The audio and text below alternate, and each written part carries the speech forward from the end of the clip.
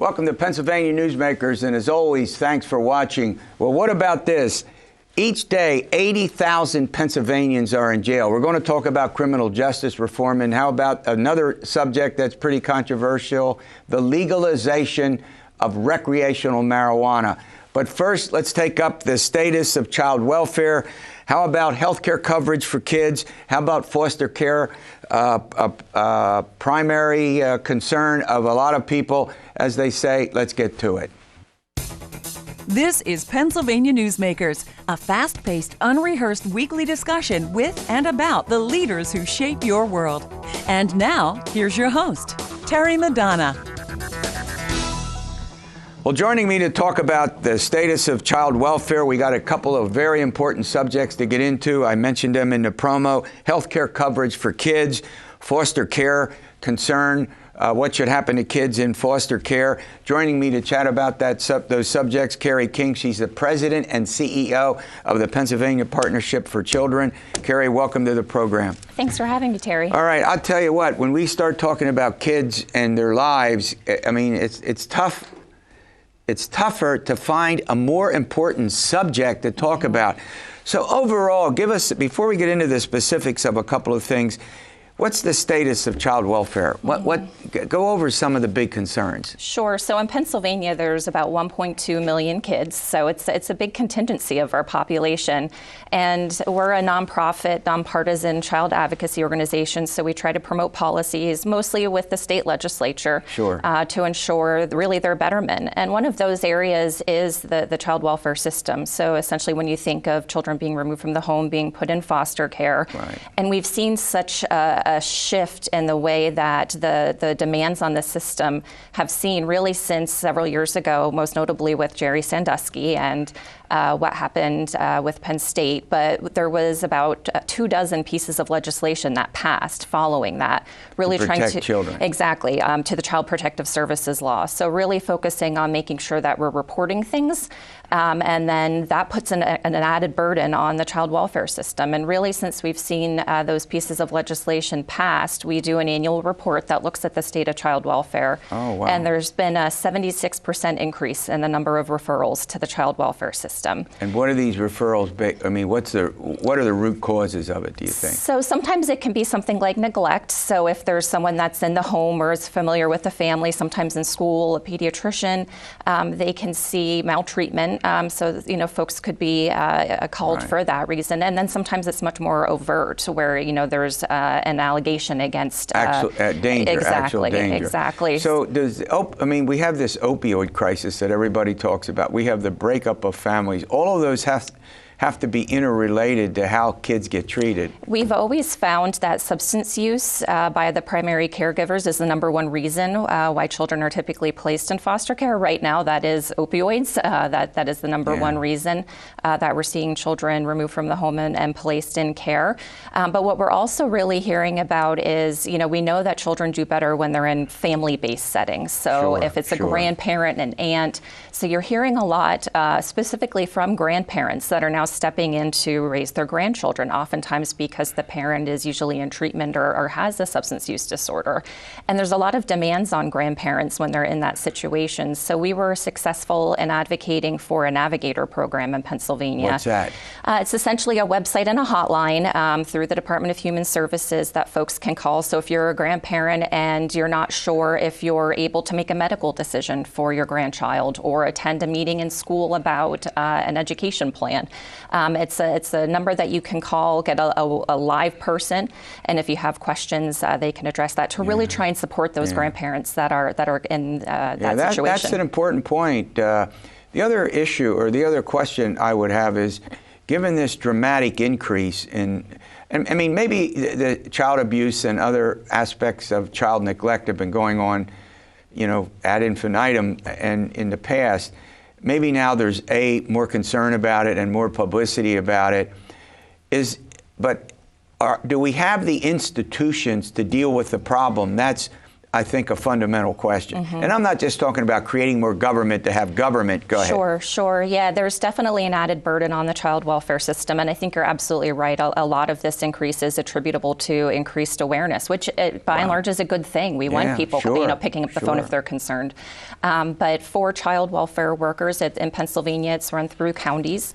So each county is a little bit different. And you can imagine the resources available to a larger county like, Bucks or Montgomery in the southeast versus Elk County.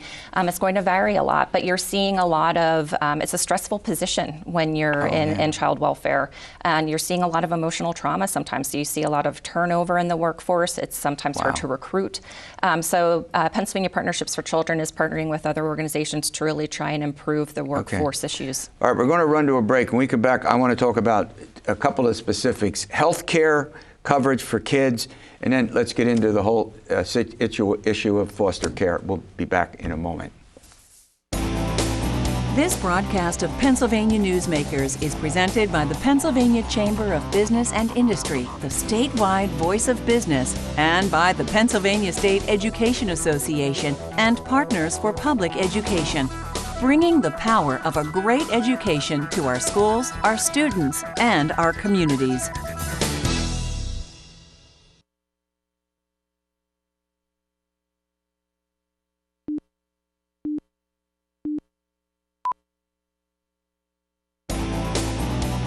This broadcast of Pennsylvania Newsmakers is brought to you by the Pennsylvania Highway Information Association, the go-to source to learn about transportation projects and issues.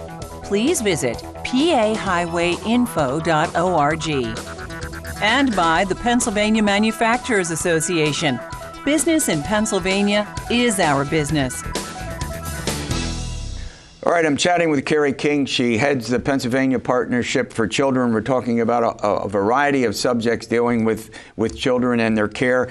Let's go to foster care first. And what's the big issue with foster care? So there was a landmark piece of legislation in Washington, D.C. that passed a little over a year ago it's a true paradigm shift for how we approach the child welfare system in Pennsylvania. And our state will be opting into the provisions of the law beginning next year in 2020.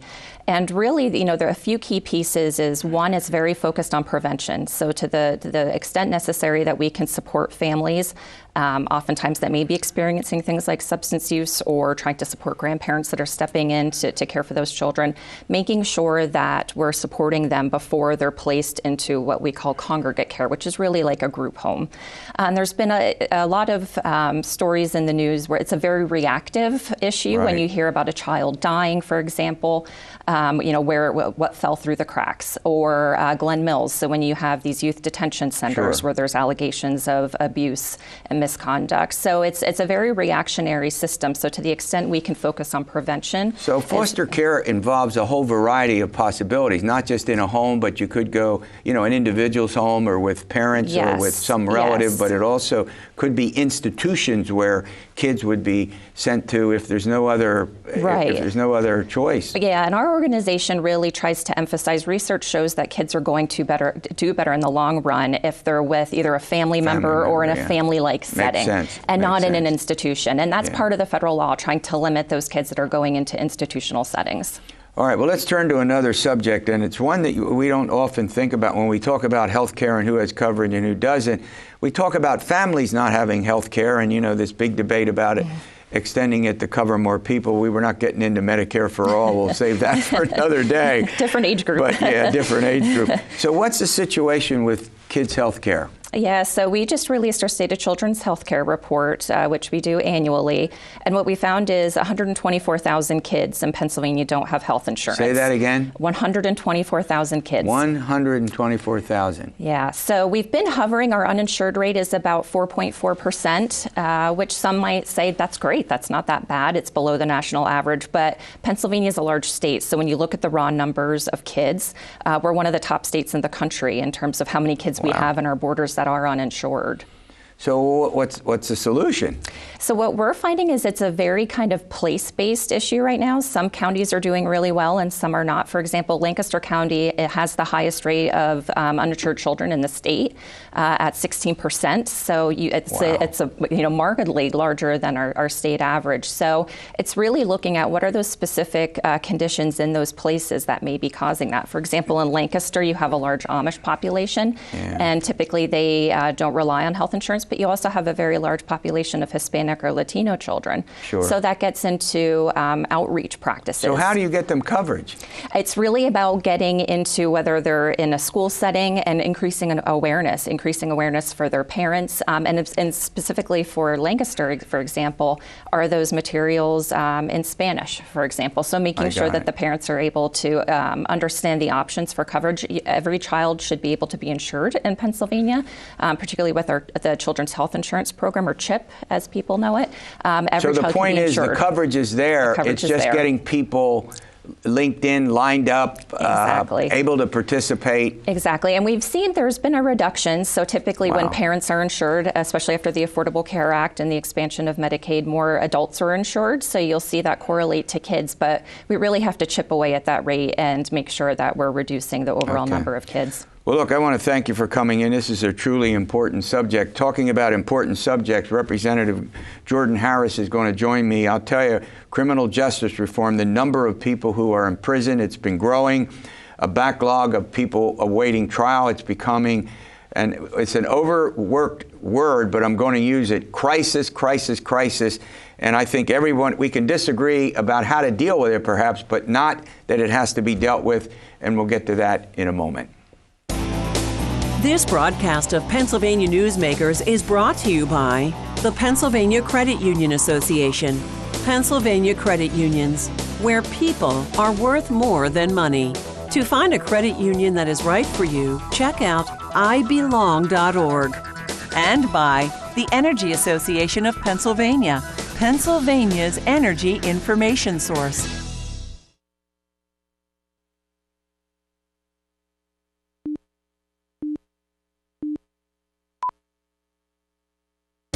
This broadcast of Pennsylvania Newsmakers is brought to you by the Association of Pennsylvania State College and University Faculties, representing the faculty and coaches who are devoted to providing quality public higher education for Pennsylvania's college students. Well, we're going to head to another extremely important subject, and that has to do with criminal justice reform. Joining me to chat about that is Representative Jordan Harris. He represents a district in Philadelphia. He's the House Democratic Whip. Put another way, he's in the Democratic leadership in the State House of Representatives.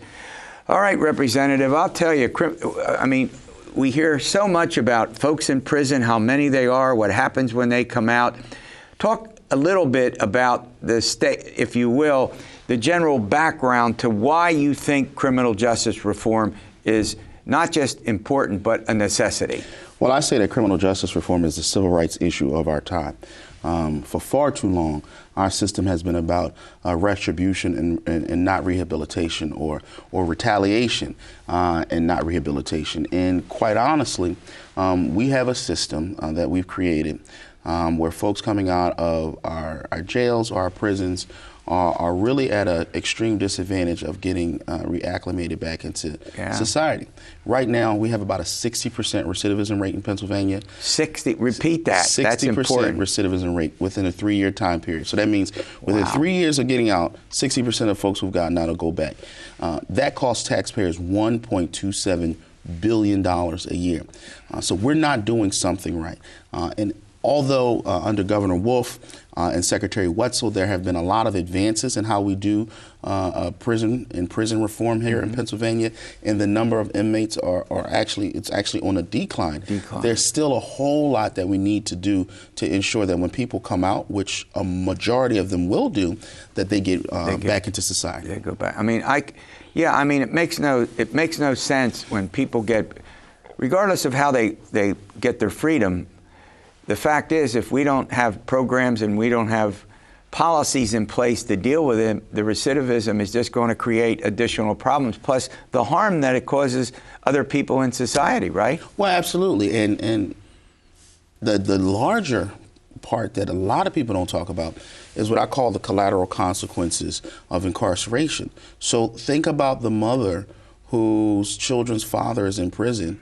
He has 3 kids. That should be a 2-parent household, but because dad is in prison, now it's left to that mom to raise those children on her own.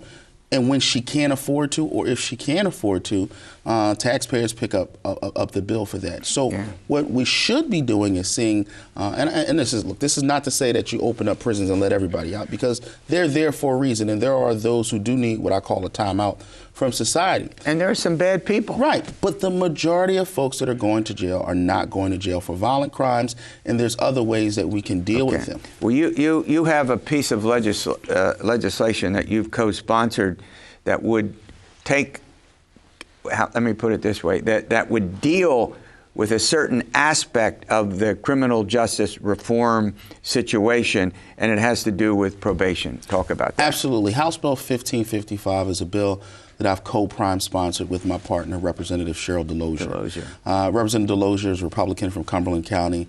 I am a Democrat from Philadelphia County. So we've got somebody that represents sort of the rural parts of our state, and somebody that's in a big city, right? Absolutely. and you know, folks call us the odd couple of reform, because you would never think that we would work together. But on this issue, Cheryl and I agree, and we've been working on how do we reform our probation system. What a lot of people don't understand is we have a system that really is like quicksand. You know, once you get in, it's hard to get out.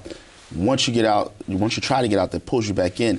And here's what I mean by that. So we have something called technical violations. Now, this is not a new crime. This is person on probation where they have any type of interaction with police. That means a speeding ticket. That means you did a U-turn and you weren't supposed to. You broke up a fight. You weren't in the fight. You broke it up. Any kind of interaction with police can get you a technical violation. And so you're thrown back into... You're thrown back in jail.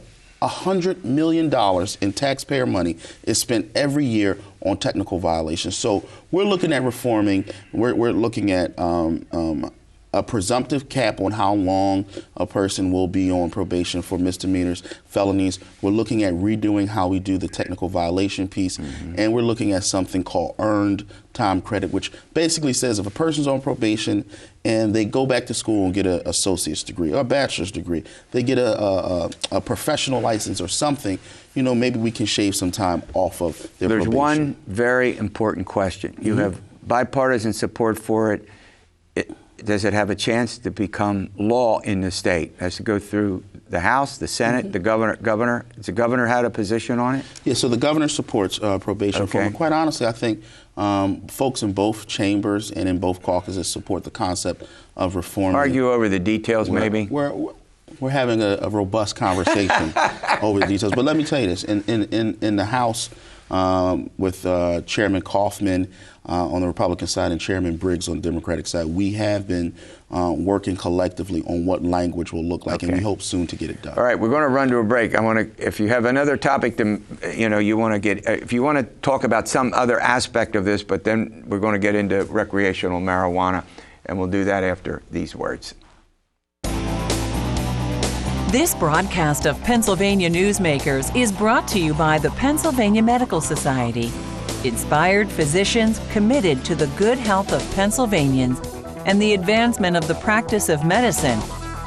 And by the Pennsylvania Healthcare Association, the future of long-term care.